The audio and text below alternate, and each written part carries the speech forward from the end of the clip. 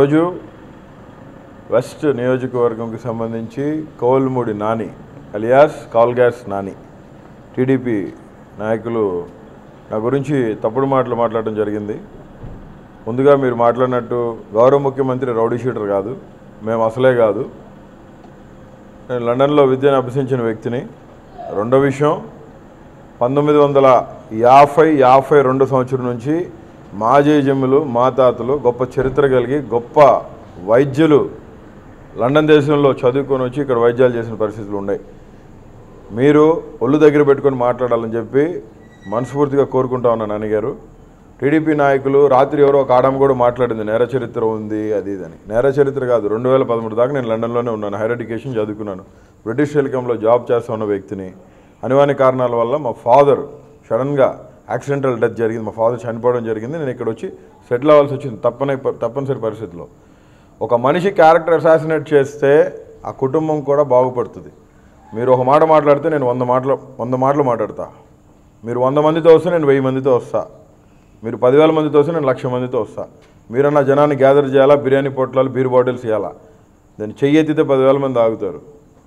కాబట్టి బాబాసాహెబ్ అంబేద్కర్ రాజ్యాంగం అందరికీ ఒకే రాజ్యాంగం ఇచ్చారు. నేను మాట్లాడిన వీడియోని ఫస్ట్ ఎవరెవరైతే నన్ను నా మీద ఆరోపణలు ఆరోపిస్తున్నారో వీడియోని చూడండి. ఫస్ట్ చేతగాని వాళ్ళం కాదు, చేత అవుతుంది. అయినా కానీ జగన్మోహన్ రెడ్డి గారిని పొడిపించారు.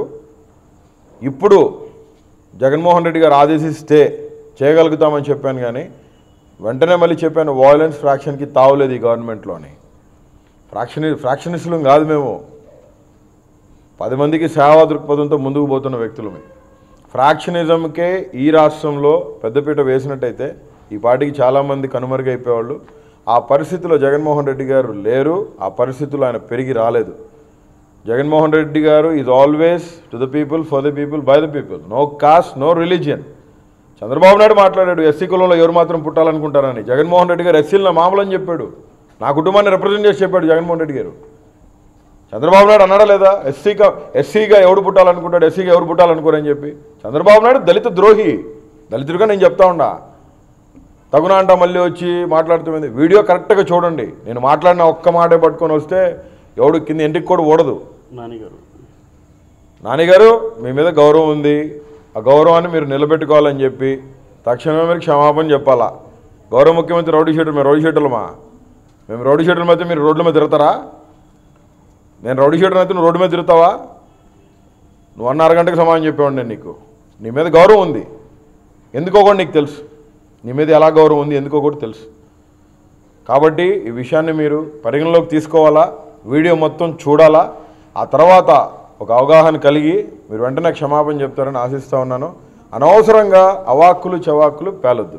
నేను ఆల్రెడీ ఎస్సీ కమిషన్లో కంప్లైంట్ ఫైల్ చేయడం జరిగింది. ఇది అక్నాలెడ్జ్మెంట్ అండి. జూమ్ చేసుకోబా. ఇది డైరీ నెంబరు, ఇది acknowledgement. National SC commission vice chairman Arun Haldar గారిని కలిసి నేను ఇవ్వడం జరిగింది. మా కేంద్ర మంత్రులు రామదాస్ అత్వాలే గారికి కూడా చెప్పడం జరిగింది. వీడియో మొత్తం చూసి మాట్లాడండి. నక్కానంద్ బాబు దగ్గర ఉండే గోల్డ్ అరుణ్ కుమార్ అనేవాడు ఉద్యోగాలు ఇప్పిస్తానని చెప్పి నక్కానంద్ బాబు పేరు చెప్పి కార్లు ఇప్పిస్తానని చెప్పి నక్కానంద్ బాబు దగ్గర పని చేసుకుంటా పైరవీలు చేసుకుంటా డబ్బులు ఎత్తుకునే వాళ్ళు మేము కాదు. ఇవాళ నేను ఉన్నానంటున్న రాత్రి పోలీస్ స్టేషన్ దగ్గరికి వచ్చిన ఒక్కొక్కడికి ఒక్కొక్క చరిత్ర ఉంది. ఇవే నాకు ఆల్కహాల్ కూడా అలవాట్లేదు, సిగరెట్లు కూడా అలవాట్లేవు. ఒక మనిషి క్యారెక్టర్ అసాసినేట్ ఎలా చేస్తారా మీరు? బుద్ధుండక్కర్లే? మీకు పిల్లలు లేరా ఏళ్లలో?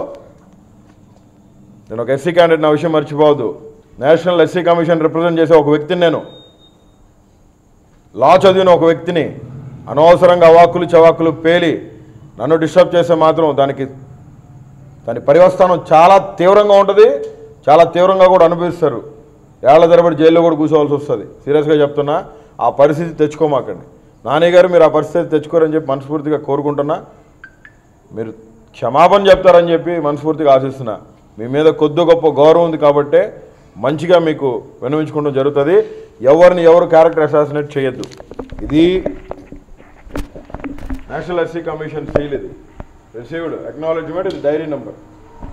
నా మీద ఎవరెవరైతే తప్పుడు కేసులు పెట్టాలని ట్రై చేశారో వాళ్ళ మీద నేను నేషనల్ ఎస్సీ కమిషన్లో కేసు ఫైల్ చేయడం జరిగింది. ఎస్సీ కమిషన్ చూసుకుంటుంది. ఓకేనా? త్రూ ఎస్సీ కమిషన్ నేను సమాధానం చెప్తాను. జై భీమ్, జై భారత్.